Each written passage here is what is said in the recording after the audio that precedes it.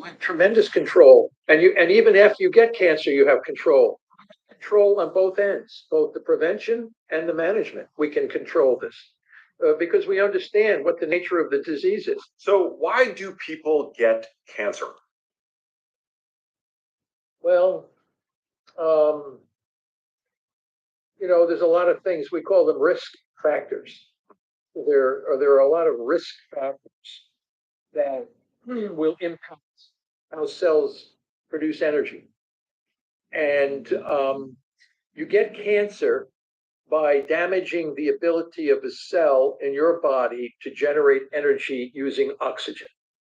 How that comes about could be any one of a number of different, what we call secondary risk factors. The primary risk factor to cancer is damage to the respiratory capacity of the cell to generate energy using oxygen. Okay, so that could be due to chemical carcinogens, chronic exposure to chemical carcinogens, exposure to radiation, chronic inflammation, intermittent hypoxia, rare inherited mutations, just getting older, oncogenic viruses. There are certain kinds of cancer-causing viruses.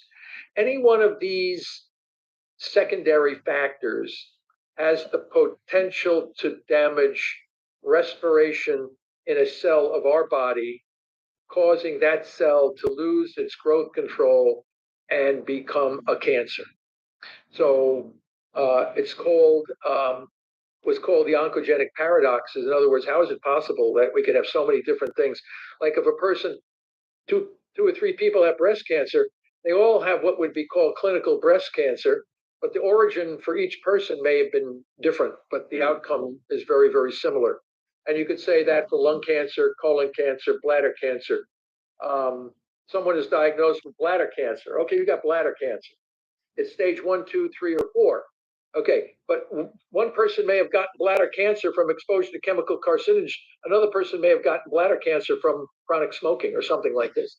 The end result is that there were cells damaged in the bladder that caused a dysregulation of cell growth, usually chronic disruption of respiration, leading to a dysregulated growth in that cell of that organ.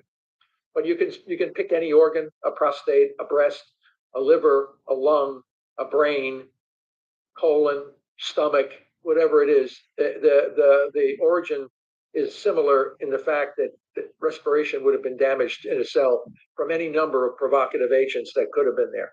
Wow. So for a given cancer, there are many roads to developing that cancer, but they all kind of, somewhere along that journey, there is damage to the respiratory capacity of the cell. That's correct. And that cell then loses its growth control. And the definition of cancer is cell growth out of control. A lot of people, I think, believe that there's a strong genetic component to this, but I've heard you argue that cancer is largely metabolic in origin. Unpack that for us. What's the difference, and what role do genes play? Well, you have two kinds of genetic problems. One is in the germline. You can inherit a gene that would increase your risk for cancer, like the BRCA1 mutation that you hear about with women who have breast cancer. So that's an inherited gene you pass down from one family member to the other, to another family member. It's in the germline. You inherit it. Women with that mutation have about a 50 to 55% chance of developing breast cancer, but not 100%. So that means it's a secondary risk factor. It's not a primary risk factor. A person who gets breast cancer, who inherits the BRCA1 and gets breast cancer, the tumor cells in that person's breasts have defective oxidative respiration.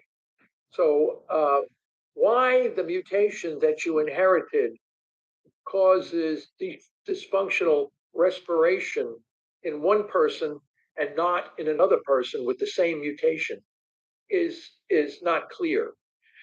So In other words, because if the mutation were 100% penetrant, meaning that every woman that would inherit that mutation would absolutely develop breast cancer at some point in her life, then that mutation would be considered the primary cause of the disorder.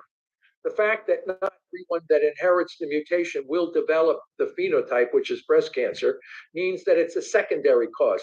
But every woman that does develop the cancer from that mutation has damage to respiration in the cells of the tumor.